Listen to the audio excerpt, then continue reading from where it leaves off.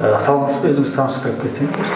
Саламатчылык, аты жөнүм Карим, фамилиям Торобеков, Жалал Абад областынан болом.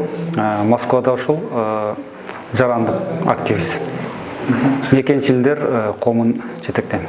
Ушул Кыргызстандагы чек ара маселесине байланыштуу бүгүн кайрылуу жолуп атасыңыздар. Ушул кайрылуунун максаты эмне сиздерде? Кыргызстандагы бүгүнкү чек ара маселеси боюнча көйгөй аябай курч, жылдан жылга бул өрчүп баратат. Биз былтыр дагы кайрылуу жасаганбыз. Бул жөнүндө биз сырт жакта жүрсөк дагы биздин Кыргызстанда болуп өтүп аткан көйгөйлөр бизди мындай кайдыгер калтырбайт. Ошондуктан биз как ошол Кыргызстанда туулуп өскөн жаран катары биз бул көйгөйлөргө сөзсүз түрдө өзүбүздүн ой пикирлерибизди билдиребиз. Азыркы чек ара маселеси бүгүнкү талкууланып аткандын себеби мынакей жылдан жылга чек ара маселеси курчуп адамдын өмүрүн алгандагы учурларга келип такалып атат.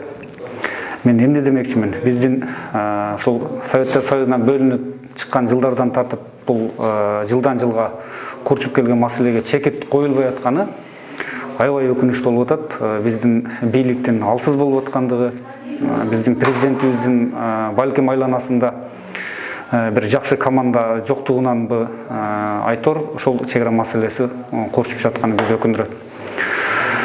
Мен оюмду айтып кетсем жекече, чек ара маселеси тез аранын ичинде чечиле турган маселе эмес. Бирок ушул акыркы кырдаалга жараша ушу бир жылдын ичинде тезден эки мамлекеттик тарап жолугушуп, ошо бир саясий чечкиндүү кадамдарга биздин президент мындай чакырып чекит койбосо, менимче алдындагы ушул чек ара маселеси мындай жакшы жагына бурулбагычыдай көрүнүп калды. Бул бир топ жылдардан бери эле көйгөй көтөрүлүп келет.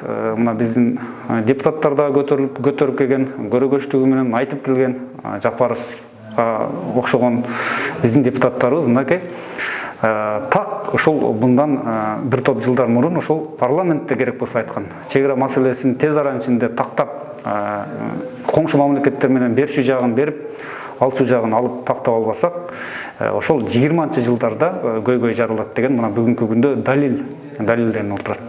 Менимче азыркы бийликте ошол премьер-министр баш болуп, вицелер баш болуп бул маселени чече албай атат. Президент өзү кийлигишип, жергиликтүү ошол Баткен жергесинен ошол жерден туулуп өскөн ошол жерден патриот агаларыбыз, инсандар көп.